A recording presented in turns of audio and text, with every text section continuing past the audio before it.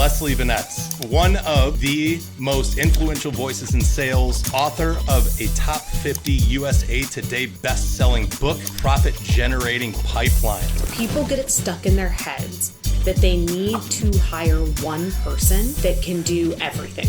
Maybe they find them, but then they're like $60 an hour and they think, holy smokes, I can't afford that. The corporate America obsession of like everything needs to be done right now and everybody needs to be available immediately. So I have spent a tremendous amount of time to build my life and my business in a way where like things should not come as surprises. Great. Dog's barking. Love it when that happens. Bring him here now. Oh my God, hello. Oh, you're so handsome. Hello. Look at you. What made you actually want to become an author? I'm a masochist. All right, on next question. So one of my mentors is Andy Paul, and he challenged me to go through all of my business books and pull out any that were just written by a woman. It was 2 books, Jared. 2 books that were written by women. Earn the right. It is just this very basic litmus test. Before I pick up the phone to interrupt this person's day, how have I prepared for this call in a way that earns me the right to their time? And so I've just found that to be an incredibly helpful way to always be seeking win-win outcomes.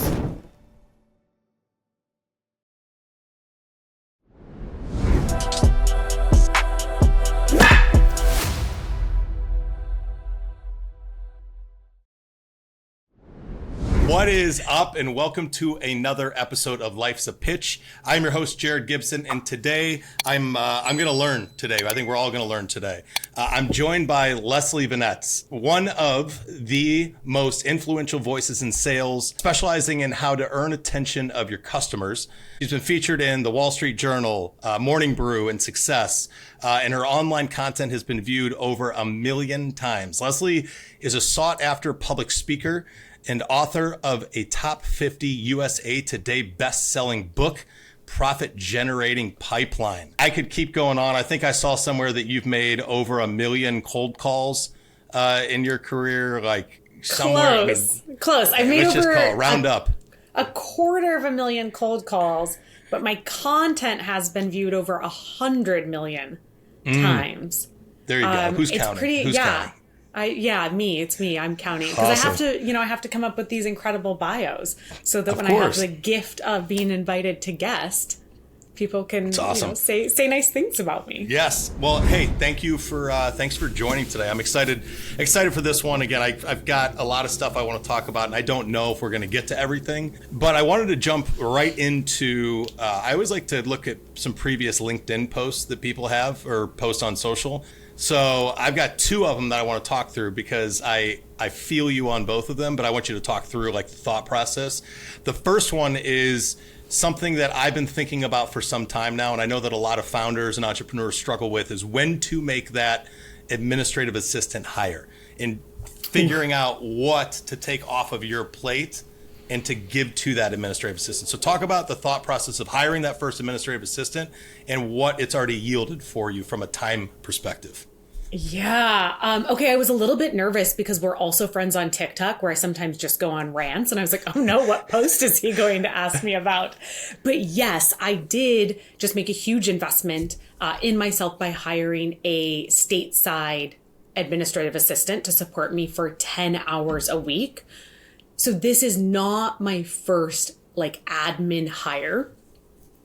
What I would say to people if they're wondering about like, oh my gosh, when should I hire? The answer is if you are asking yourself that question now to like immediately hire somebody. But what I find happens, and tell me if this has plagued you as well, is that people get it stuck in their heads that they need to hire one person that can do everything.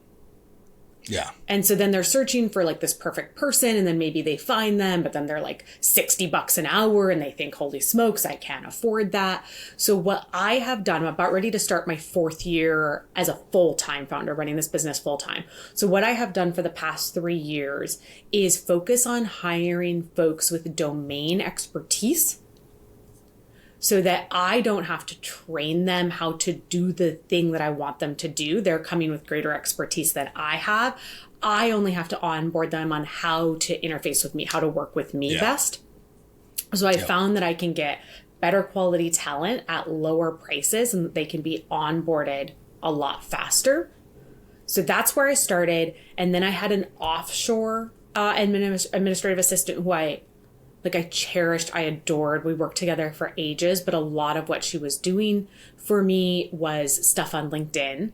And as their controls have gotten so much more aggressive, like I just don't even want to risk having her log on remotely. I mean, she was like formatting my newsletters. It was nothing even crazy, but I was like, ugh, that's just too risky. So I asked myself, I started building a list. One of my dear friends, Marcus Chan, suggested this. He was like, take a month, and anytime you're like, this is important and it needs to get done, but there's no reason I need to do it, write it on a list.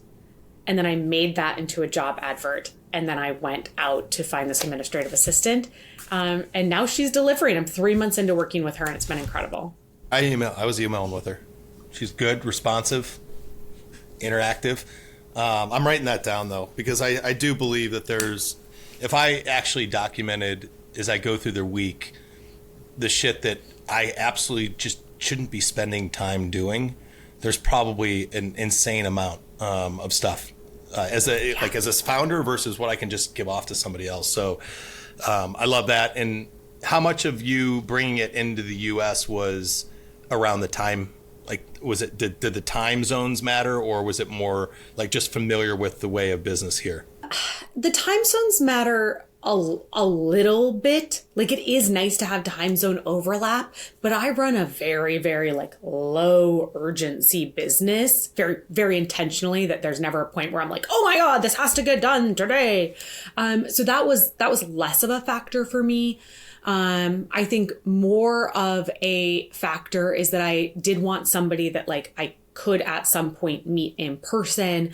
I have a second company where I host live masterclass events, and theoretically that would be something she would support on. So I'd want somebody that could fly in and be present at those events. I also have her doing a little bit of editing for me. So English as a first language was a real bonus.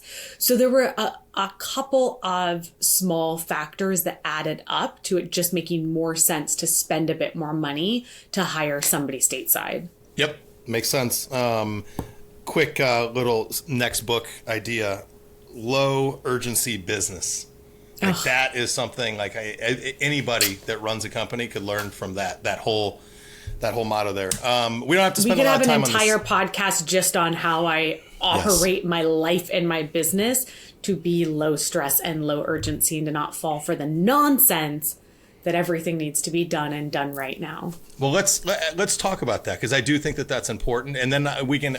The second post was just transparent pricing on the website. Like duh. It's 2026. Did you see the guy in my comments that got really mad? Like he was like really mad. He was arguing with other people in the comments, and then he left this like 7-paragraph reply. And I said, sure, your points are valid. However, the post was literally not about that. And he wrote back and said, but what if it was? But sir, it's my post, and I'm telling you that it's like. Oh, that's great. I'm gonna have to go. I'll go back and check that comment out. But yes, I'm with you. Like, we're redoing our website right now, and a focus is making sure that pricing don't put any stress on the buyer journey. Give people what they want. I think Marcus Sheridan says it best. Like, they ask, you answer. Like, put that stuff out there. Don't make people like go to your competitor site that does have the pricing and then go down there through their funnel versus just because you didn't have the pricing up. So, but I really quick, I want to talk about because you brought it up, like the low urgency business, like the motto there, and then I'll get into the book. I got other stuff, but let's stay there, because I do think that that's very important, because I feel like most of us are running around like a chicken with our heads cut off. And I'm not saying you've got it figured out, but at least you're probably a little bit further ahead on this. Not everything's the end of the world. Pull the car over to the side of the road and respond back to this email. Yeah, I mean, like, raise your hand if you feel like you've been personally victimized by the corporate America obsession of like everything needs to be done right now and everybody needs to be available immediately. And so we fall into this trap of like hyper arousal, and we start rewiring our brains to seek the dopamine hits that come with urgency and like feeling really needed and answering our Slacks and constantly refreshing our emails. So it's like to an extent, it's not even like our fault that we have this tendency to feel like we need to reply to everything immediately, to feel like everything is urgent. We sort of have been set up by like this cultural and certainly this corporate narrative that like that's how we should operate. So I have spent a tremendous amount of time over the past 3 years to build my life and my business in a way where like things should not come as surprises. There should not be fires we need to put out. But in order to create that, it means that I have to be better than I ever have been before about setting clear expectations, like setting really clear boundaries, even little things like I don't keep my Slack open during the day. Good for you. Right? But it's like, it was hard to do because you have that, like, you know, that instinct that you want to go open your Slack and check it. As soon as you hear that little click, Yes. click, that noise. So I have all of my notifications silenced on my phone, on my computer. Everything is silent so that I'm never getting distracted like that. I keep my email and my Slack mostly closed. I'll open it at certain times and then I'll close it again so that I don't get caught in that loop of like refreshing it and looking for something new. I keep away messages on my email and all of my socials. So like my email away message says, you know, thank you so much for reaching out. I practice Cal Newport's deep work methodology, which means there may be a delay in replying to your message. Like, trust that I have it and that I will get back to you. And then my away message on like LinkedIn is a little bit more like, yo, I don't check this inbox.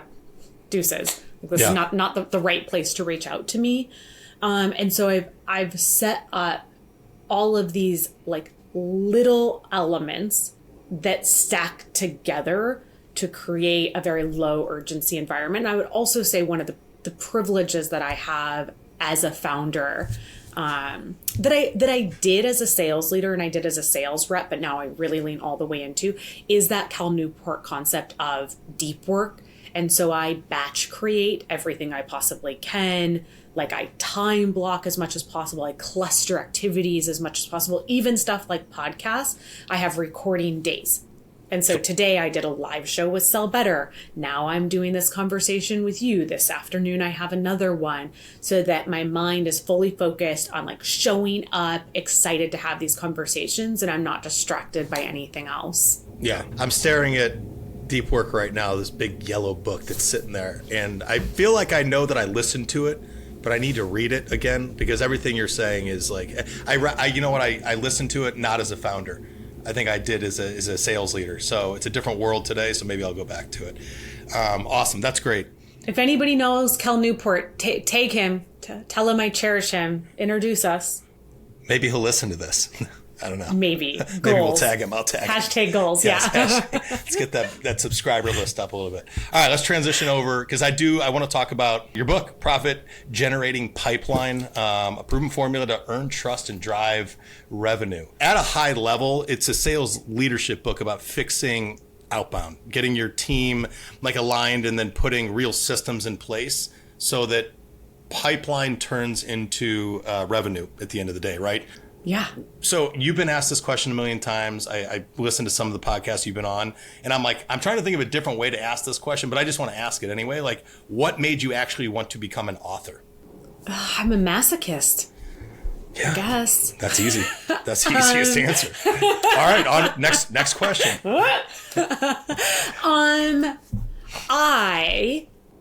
So one of my mentors is Andy Paul, who is a 3-time author, like really a prolific thought leader in the sales space. He wrote the foreword for this book. And so maybe 5 years ago, I'm on his podcast, and I had a different setup at the time. And so my bookshelves were behind me. We get done with the podcast and he says, have you ever thought about writing a book? And I said, maybe. Like, no, like everything that needs to be said about sales has already been said. Like, what would I add? Like, would people even want to hear from me? Like, And he challenged me to go through all of my business books and pull out any that were just written by a woman. And at this point in my career, I already really fancied myself like a girl's girl, women supporting women. I go and I do the exercise. It was 2 books, Jared. Wow. 2 books that were written by women. And it was it was a real moment for me to kind of question what I thought I knew about the value of my expertise and my experience and my perspective. That wasn't enough to get me to suddenly like start writing a book. But you know how sometimes it just plants the seed and it kind of earworms you and you think about it and it builds and it builds. So that planted the seed. And then in what year is it? In 2023, I had the goal to write the book. I wrote it and it was not it. It wasn't bad. But it was just like a playbook, like the type of thing that you would sell as a course. Yeah. And I thought it was missing a lot of the resonance of like my personal anecdotes and like the emotional stories and the like the mindset elements that are so, so important to get people to do like the tactical bits. So then I went back to the drawing board in 2024 with the goal of like making it not a playbook, but a book where people would see themselves in the stories, which I think I accomplished because people are saying really nice things about the book and they're following up and sharing how they've used it and what it's meant to them. But it was like 3 years of writing it and failing, writing it and again and getting it done, but then having to go through the torture that is an editing process and then publishing and then marketing to finally get the book into people's hands. Yeah. So circle back to my original answer. I'm a masochist. That's great. That's great. Great. Dog's barking. Love it when that Doggy. happens. So, okay, hold on one second. I'm going to What kind of dog is it? He's a 10-month-old lab. Bring him here now. Show me your dog. Doggy. Doggy. He's a big boy. He's 60 Oh my God. pounds. He's Hey, come here. Come here, puppy. Come on. Get ready. So big. Oh my God, hello. Oh, you're so handsome. Hello. Look at Ear you. flap over. Just There a you go, baby. You're just a baby. What's his name? Tommy. Tommy. Tommy Just a boy. baby. All right, buddy, lay down. Hey, lay down. Lay down. All right. So. Okay, well, that made hold my on. day. Yes, I'm back. that was great. Drink of water. If anybody else wants to feature me on future podcasts, you can bribe me with getting to see your dog. The dog, Tommy. All right. Where were we? So We were you just talked about being a about masochist and book. the question I was going to ask.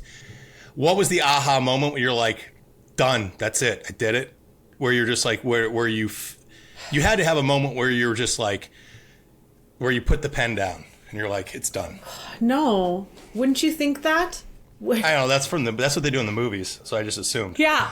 What did you think that? I would say that one of the things I learned in writing my own book is that nothing that I thought to be true about writing books based on like what I've read in other books and seen in the movies is actually true. I didn't realize how hard it was to get a publisher. And that's kind of all we see in media is that like people get a publisher and they like get a big check and their publisher helps with the entire process. That is so extraordinarily rare for books to get a publisher, particularly like fiction books. It's a bit more common. But for nonfiction books, like very, very uncommon. Most of the nonfiction books that you were reading, especially the sales books, were either hybrid published or self-published. I chose a hybrid publisher because I had very specific goals on hitting lists, and you need a publisher on record with the Library of Congress in order to do that. But no, I mean, I'm an extraordinarily process-oriented person. So I had my process, I had my afternoon every single Friday that was time blocked to write, and I showed up every single Friday with like the specific thing I was going to write. I also hired a writing coach because that is not my area of expertise. So I brought in the expert on that to make sure that I was getting it right. But I just finished the process that I had created and then moved into editing. And what I realized was that editing just really, it sucks the soul out of you. It makes you question all of your life choices.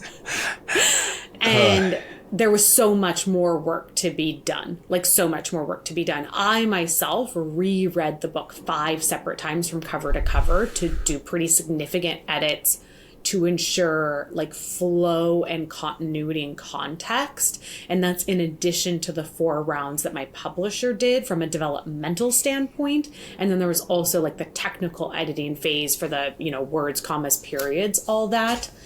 Man, It that's was, a lot.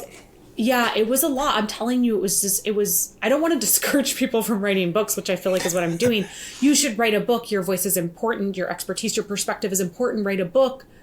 However, don't go into it with the rose-colored glasses that I did, where I was like, oh, I love books. I'm an author now. I'm writing a book. Fun, fun, fun. Because I did, like, it compromised my ability to feel a lot of joy through that, like, publishing and marketing process, because it was so much more work and so much more money than I had anticipated, that I was kind of always thinking about that instead of thinking about the celebrations and accomplishments of like, oh my God, I sold my first 1,000 books. Oh my God, I literally debuted as the #2 business book in the nation. Mel Robbins, me. And instead of being able to sit in those celebrations and achievements, they were a little bit tainted by how challenging I found the process to get there. And then generally tainted by my absolute inability to just sit in accomplishment instead of constantly thinking about what comes next. Yeah. I mean, that's why we're all entrepreneurs, because we want that life. Chill. Anybody that just heard that, blood, sweat, and tears, go out and buy Profit Generating Pipeline. Yes, please. No brainer. Yeah. All right. So let's talk about some of there it is. Hold it up a little closer. A little closer, a little closer. That's the book. It's awesome. Isn't that cool? Like, it's my face on a frickin' book. It's pretty special. It's great. Congratulations, for sure. I'll do it again. If anybody's wondering if I regret doing it, no, I don't. I'm glad I did it, and I have already started my next book. Ooh. So, have you made an announcement on it? You should do that right here. No, I'm just kidding. You're hearing it first.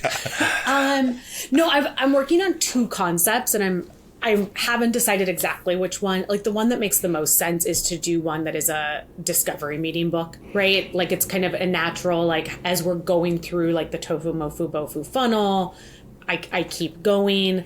But what I'm extremely passionate about, interestingly, we already sort of talked about it a little bit, is the concept of time management, but through the lens of dopamine-seeking behavior and the ways that we need to actively start retraining, rewiring our neural pathways to bias towards focus and against that like hyper-arousal, distraction, dopamine-seeking mindset.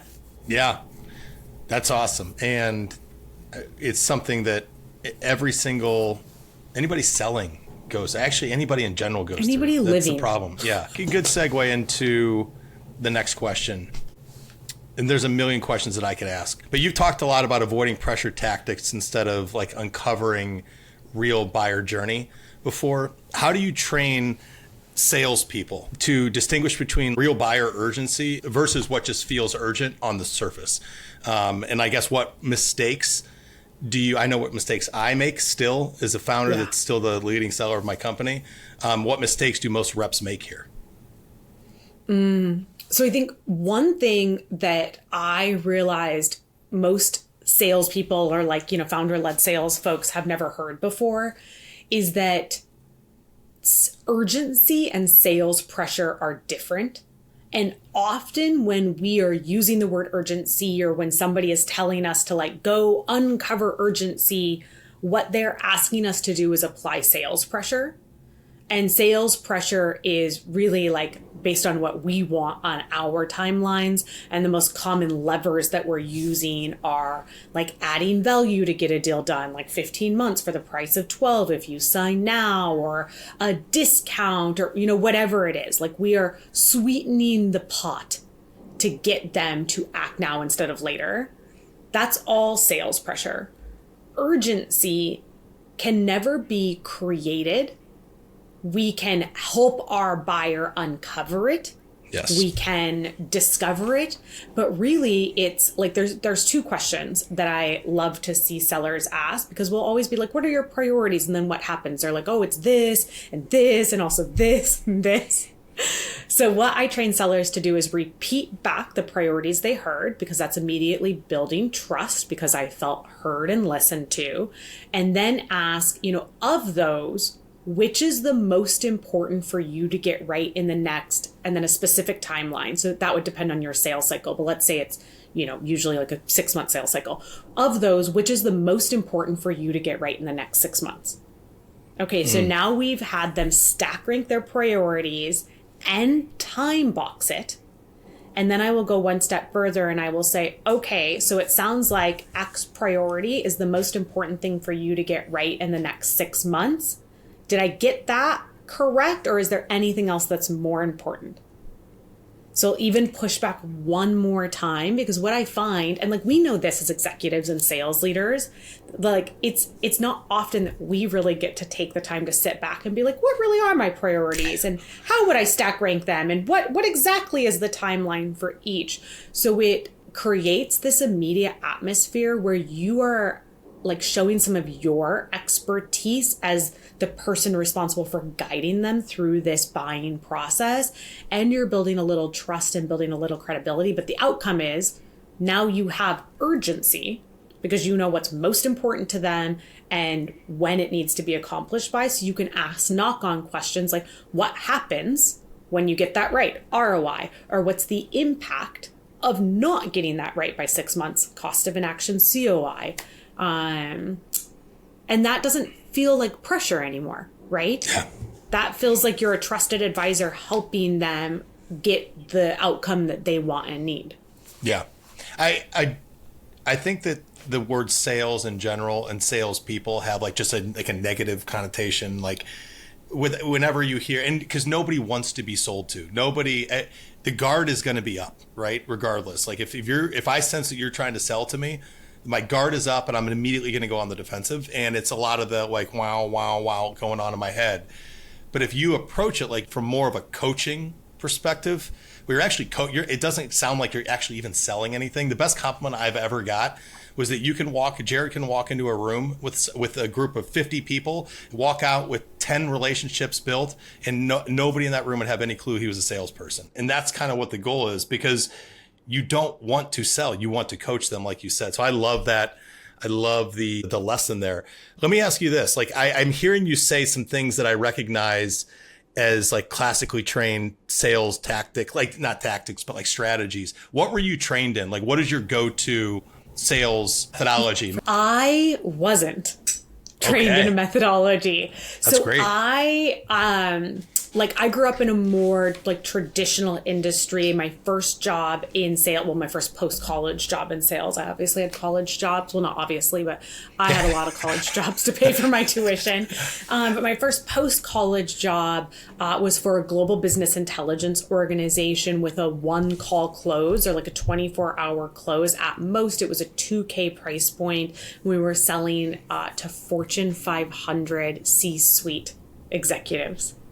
So it was crazy. That's like crazy, right? Also, mind you, I got this job in 2008 and the product I was selling was to chief financial officers during the Great Recession. I sold to CFOs in 2008. It was great. It was terrible. I cried a lot, but I also think it really helped me leapfrog forward in my understanding of like how like curiosity and empathy and asking questions and listening and all of that plays a role in sales. And I think without that like high pressure environment, that would have taken me quite a bit longer to get to. Yeah. But to answer your question, I was not taught a methodology because that company was extraordinarily insular. And so they did not want us. They just really didn't want us looking outside of the company for best practice for sales training. They were like force feeding us their Kool-Aid. And the training was exceptional. Like the first time I ever came across the concept of urgency versus sales pressure was in those first months on that job. Yeah. But what I realized when I tried to leave that company is that I didn't know what medic was. I didn't know what spin selling was. Like I didn't have all of the terminologies and the methodologies under my belt. I knew them because I had been trained on sort of all the like tertiary ideas. So I had the capabilities, I had the skill sets, but I did not have the terminology, which meant that I spent a lot of time once I realized that that was a weakness that would literally prevent me from getting my next job opportunity, reading all of the books and taking all of the courses and like really figuring that all out myself. And so the ones that I gravitate towards the most are like value selling. Spin, I think, is really good. There's a lot of BANT that I know people talk so much shit about BANT, but there's like a lot of BANT that I think is still very resonant in terms of making sure that we're disqualifying as a way to not waste our time and also as a service to the prospect. So we are not like harassing people who are simply not the right individuals for us to be approaching about our product and service. And then through all of that, I developed my own, it's not a methodology though, it's like a philosophy maybe, which is earn the right. Yes. And it is just this very basic litmus test of, hey, before I pick up the phone to interrupt this person's day, how have I prepared for this call in a way that earns me the right to their time, to their attention? Like before I ask this prospect to use their internal social capital to get this deal done for me, for us, like how have I earned the right to make this ask of them? And so I've just found that to be an incredibly helpful way to always be seeking like win-win outcomes and to kind of constantly retrain myself to not be so like selfish and seller centric and to really be buyer, because we all talk about wanting to be buyer centric, but it's like harder than it seems like it should be. So it's a way for me to constantly bring myself back to those foundations and make sure I'm actually centering the buyer. Yeah. I mean, that anybody that is just hitting send on mass outreach today, the predictable revenue model, all the bullshit that we get flooded with, and like should listen to what you just said. Like earn the right to the conversation. Like if you have not earned the right, like people's time is very valuable. And I wish there was more of that. But again, you get a lot of sales people that are under so much pressure to hit numbers that are unrealistic that they'll do whatever it takes to hit that number. And that's what's given sales people that are actively selling and doing really good and they're good at their job. That's what gives them a bad name today. So for sure. And you think about like, I mean, we've had these outdated, like high pressure, aggressive tactics forever, but then you especially think about what happened in the last 5-ish years during that like growth at all cost era, where it didn't matter if reps weren't hitting numbers. They would just hire more reps and do more volume. And so the companies were like ultimately getting what they needed, but they were getting what they needed at the expense of like spamming the TAM, alienating all of our prospects, like completely eroding trust, and then now setting a new standard for quota attainment that's like, oh, if you did 50%, good for you. And so we were just right at this crux of time where it felt like we were like finally evolving to be more buyer centric. And then we were like, you know what we'll do instead? Sabotage. Yes. We could go down massive amount of rabbit holes talking about all this stuff, but I want to shift a little bit and talk about we where we are in our careers right now, founders of businesses. We've heard a lot of bullshit advice throughout our career. What is the biggest piece of BS advice that you've ever heard, and why? I caught you off guard. I didn't prep you with this one. And no, why? You didn't, but it's so funny, Jared, because I literally just wrote a LinkedIn post inspired by a picture I had. No, I haven't posted. I batched my content, so I'm batched out until like February 18th or something. So it'll be good for you. So yeah, everything's batched, everything's scheduled so that I can spend time in the comments actually talking to you all. But it was inspired by a picture where I'm like clearly in a big storm. And so I was like, weathering the storm of the first 3 years, because 40% of companies don't make it past 40% of small businesses like ours don't make it past year 3. And the very first thing I said was, I ignored all of your advice. Like one of the most important things that I did that allowed my business to make it into year 4 with a runway, with a good reputation, with a good pipe, was that I ignored your business. And I think that's one of the biggest BS things that, like, I almost fell into the trap early on, that so many people were telling me the only way to run a business, the best way, the good way, was to scale to the moon and to hire all of these people. And I knew in my heart of hearts that the most important thing for me to do was get freedom back, like creative freedom, freedom of time, freedom of choice. And that I needed to do that as a solopreneur, at least for the foreseeable future. And so many people told me I was wrong and that that wasn't scalable and that I was going to get burned out.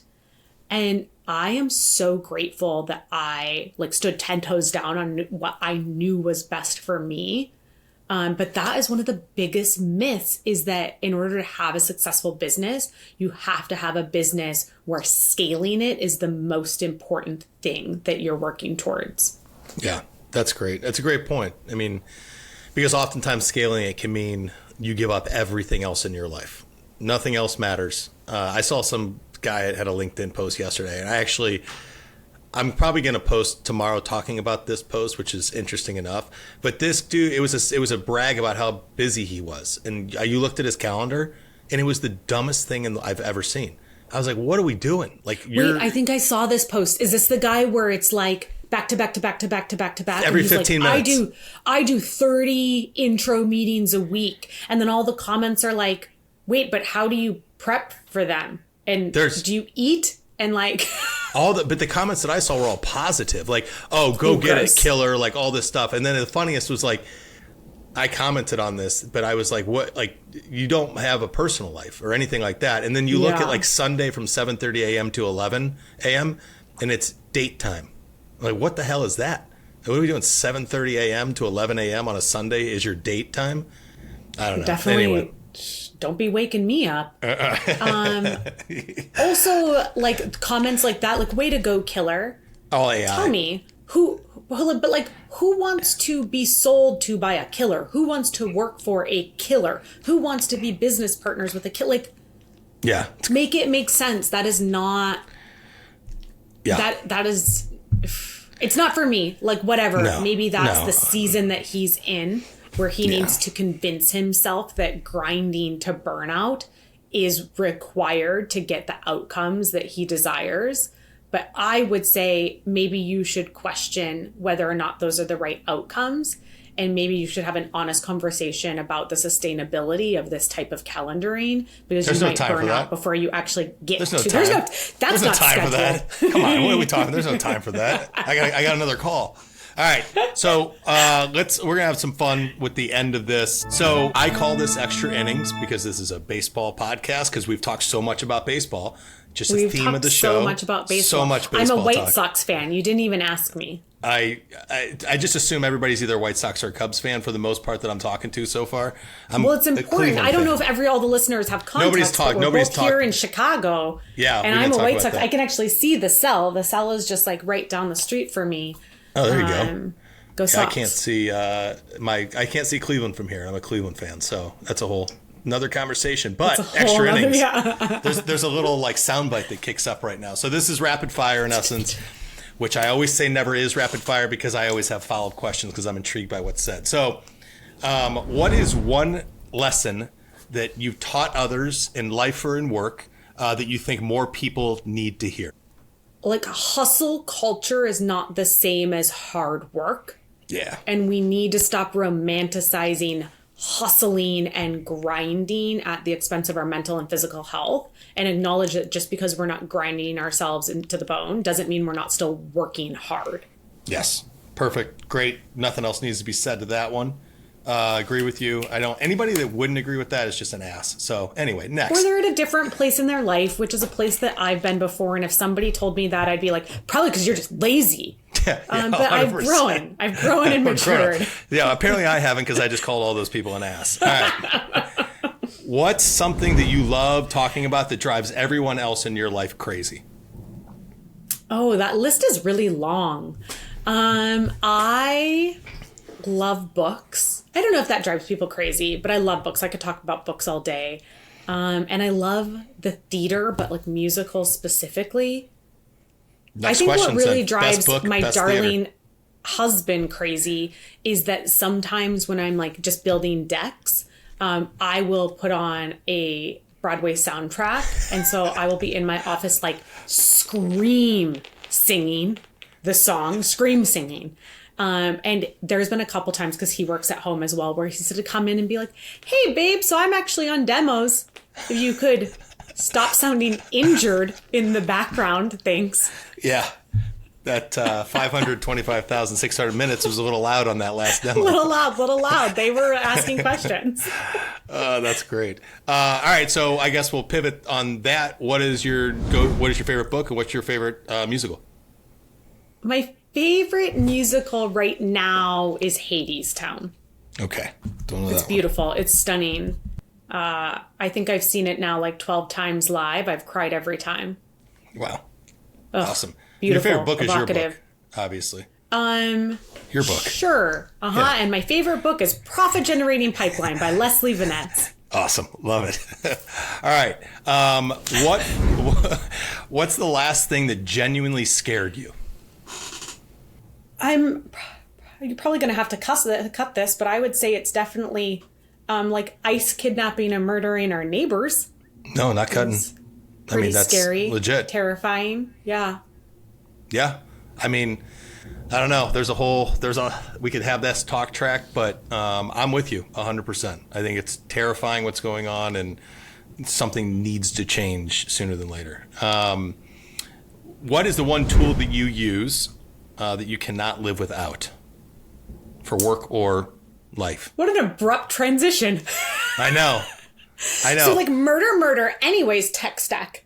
Yeah. Actually, you know what? This is how I'm learning to be a podcast host, because you can't go from ICE killing an innocent human to what's your go-to tech stack? Like what's your tool that you use to make your life easier? That was bad. You know what? I'm going to leave that in. I'm not going to cut that. That's a learning lesson from Leslie right there. People love behind the scenes. People love it. BTS. Grow in public. Yeah. So as somebody that is responsible for the revenue of my company, I would say the one tool that I absolutely cannot live without is my conversational intelligence bot. I use one called Attention. I've now used Attention for 2.5 years. They're also one of my brand partners, like full transparency, but I use them even when they were not paying me. I'm like obsessed with the tool. And I put so much of my brain inside the tool. Like, it's crazy how dependent I am. Give me an example of how you're using it. It's very, very rare that I take any written notes anymore. I may take a small written note if there's like a specific question I want to make sure I ask, and I don't want to like rent space in my head to try and remember it so that I can listen instead. But my ability on calls, now that I have a tool that I 100% trust to get like the full transcript and the nuances and the details right, my ability to just be locked in is so much higher. And then it has an insights feature. And so I'll ask it everything like, hey, like on that call with Amy, she said that there were 3 things that were essential topics that we covered at the SCO. Remind me what those 3 topics are and why she said they were important. And it'll report back, and it's like fully accurate. They rolled out a bunch of new stuff. Like it'll like make decks for me now. It'll run, I just did a couple of their agents, and it ran a full diagnostic on all of my discos for 2025 on what the top 3 objections that I faced were and how I could handle them better. And what it came back with is something I would never have surfaced myself, that I don't actually get objections like I would have thought. The number one thing I get is that people are like, oh, you're really expensive. Can we do less of this with you so that we can afford you? So they are asked to compromise my process. And so then it was a call for me to be like, okay, I need to make sure that I am crystal clear on how I'm explaining the reason for each step of my process and why we need the whole process and why we can't rip different pieces of it out. like, I don't know what I would do without it. I would be less successful and things would take me longer for sure. What is it again? And what's the site? Attention.com. Okay. Plug. The founder's going to be delighted when I send him this Plug clip. that. Yeah. Yeah. I really do love it. I love it so much. All right. 3 people, living or dead, you'd want to have a dinner party with. 3 people. Agatha Christie. I love Agatha Christie. You can't see it, but on my bookshelves I have like a whole section dedicated to her books. And then I've read so much of her books that I have a 3-page printout of all of them, so that before I buy a new one, I go look at the printout to make sure I haven't already read it. So her, and then maybe like staying on that trend of like women who slay, Angela Lansbury. Oh. I'm like obsessed with Murder, She Wrote. I love it. I love it so much. Didn't she just pass away recently, right? Yeah, like 2 years ago. Okay. Yeah, but R.I.P. And then maybe Betty White, if we're talking about like cultural icons. Yeah. That's a good That party. would be a hell of a dinner party. We would be cackling. And maybe thinking, having like a little nip of sherry. I think you and Betty would have a good little laugh there. Golden Girls was, I think I watched almost every episode of that show growing up. It's hilarious. Classic. Last one. First concert, last concert. The first concert I ever went to was Tinsley Ellis with Joan Baez. Which is pretty gangster for my parents to have brought me to like a literal blues legend. Mm-hmm. And then Joan Baez as well. Like also, I mean, just a cultural icon. There was maybe concerts before that, but that's the one that I still like core memory status where I'm like, oh, I love live music. Live music is part of my identity. And what was the last concert? It was probably Fish, because I go to just a grotesque amount of Fish shows. I just bought tickets for a 3-night run at the Sphere, and the entire time I was asking myself, is this really why? Is this like the best way to be spending your money, Leslie? And then I still bought the tickets. I went to the show, United Center, the Saturday show, and my brother's going out to the Sphere for 2 nights. It's fun. It's a good time. I mean, for sure. It is what it is. It's what all my best friends love. Like, they're obsessed with Fish. I am a person who has accidentally gone to 70 Fish shows. Wow. But like, I don't listen to them. A couple of years ago, somebody asked me to like name all of the people in the band, and I'd seen like over 50 shows at this point, and I was like, oh, I'm not actually sure that I can. I could. I got there. But I will say the next show I have tickets to before the Fish show is a guy called Baby No Money. He's like all over TikTok. I'm like obsessed with him. It's like BNNOS money sign. And I'm very excited for it. It's at the Salt Shed, which I've not seen a show yet at the Salt Shed, that new venue where the Morton Salt girl is. So very I haven't been there delighted. yet. I'm like anxiously awaiting for the lineups to start coming out. Usually they start coming out like around March time frame. I have 2 kids. I have a 7-year-old boy, and he's my sports kid. Like, we do everything sports. But my daughter's 9. She just finished School of Rock. She's theater. She loves going to concerts. So we go to concerts together. So I can't wait for the list to come out. Last year we went to like the Linkin Park show at United Center, which was awesome, with the new female singer. It was great. She's been to a few Dave Matthews shows with my wife and I. Like, it's just fun taking her because she gets into the music. So I need the lineups to start coming out now. Has she been to, why can I not think of the venue? Ravinia. Has she been to Ravinia yet? Yeah. Yep. Yeah. Those are such good shows to go to for family stuff. Oh, yeah. Ravinia was, last year, Kygo at Ravinia was crazy. It was fun. Sick. Yeah, it was a good show. A lot of good shows there. But, all right. Yeah, I saw Santana there. Really? Oh, yeah. He was. The lineups are good. They're not opening until halfway through the season because they're doing a bunch of construction this year, which kind of sucks. Oh. Little fun fact. But I'm sure that the people that have made it this far are all going to come to Highland Park, Illinois, and hit up Ravinia at some point. They should. They should come to Chicago in general. It's one of the best cities in the entire world, and I stand. Not now. Even now, literally, I was in Halifax last week for a SCO, and people were like, "Why are you going to Nova Scotia in the dead of winter?" And if you have a bit of a sturdy demeanor, I think even going in the off season can be quite delightful because you can see all the good stuff without the tourists, and then it gives you a reason to visit again a second time and make it the summer. I mean, it is it's an amazing city. I need it to get above 20 degrees. Can we agree that let's get above 20 degrees? It's too cold. My doors and windows froze shut last week. Froze shut. Couldn't open them. Yeah. No, not good. Not good. All right. That is a wrap for this episode of Life's a Pitch. Big thanks to Leslie. Leslie, this was an awesome conversation. I knew I was going to learn a lot, and I could have kept going with. We didn't even get to half the questions that I had. We didn't even get back to that second LinkedIn post. We were just teaser, bye. I know. It was good. The premise is, if you have pricing, put it on your website. Don't make the buyer journey any more difficult than it already is. Don't add friction where it isn't needed. Don't add friction. Exactly. All right. So if you liked this episode, share it, tell a friend, or just steal something that she said and pretend it was yours. And remember, behind every strategy, title, or success story, there's chaos, self-doubt, and a whole lot of trial and error. We'll see you next time.